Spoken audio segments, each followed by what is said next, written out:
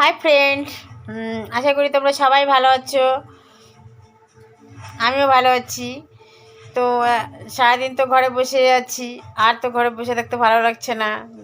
এখন রাত হয়ে গেছে, এখন মনে হচ্ছে কিছু একটা খাবো। তো সবাই মিলে আমরা ডিসাইড করছি আজকে মোমো খাবো। ঠিক আছে, তো আমি মোমো বানাতে বানাতে তোমাদের সাথেও সেটা শেয়ার করছি। ওকে, তো দেখতেই পাচ্ছ এখানে আমি বাঁধাকপি কেটে নিয়েছি, তার মধ্যে পেঁয়াজ কুচি দিয়ে দিচ্ছি, আর এর মধ্যে দিয়ে দেবো আমি লঙ্কা বাটা, রসুন বাটা, আদা বাটা দিয়ে এর মধ্যে কিছু একটু লবণ দিয়ে দেবো। লবণ দিয়ে এটা ভালো করে মাখিয়ে নেব। মাখিয়ে এটা আমি একটু হালকা ফ্রাই করে নেব। এবার আমি ময়দাটা মাখিয়ে নেব। ময়দাটা মেখে আমি মিনিমাম 10 থেকে 15 মিনিট আমি এটা একটু রেখে দেব, ঢাকা দিয়ে রাখবো।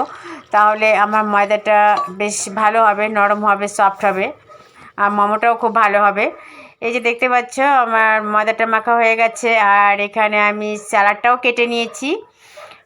আর হচ্ছে এখানে আমি এই সবজি এখানে আমি একটু ভাপা করে নেব, মানে সামান্য ফ্রাই করে নেব। আর এই চাটনিটাও রেডি করে রেখেছি। এই চাটনিটা আমি ধনেপাতা দিয়ে আর রসুন দিয়ে, টমেটো দিয়ে, লঙ্কা দিয়ে আমি চাটনিটা বানিয়ে নিয়েছি।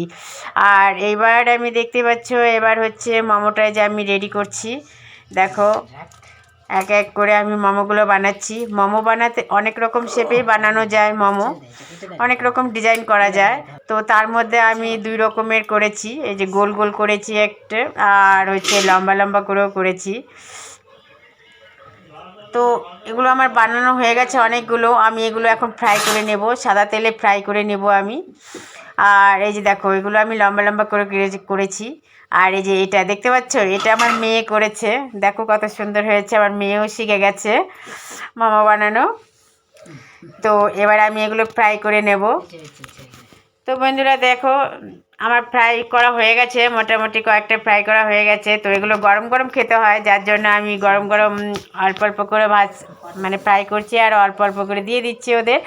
তো এখন মোটামুটি আমার সব হয়ে গেছে ফ্রাই করা। তো এখন আমরা এগুলো খেয়ে নেব। Bye, tata.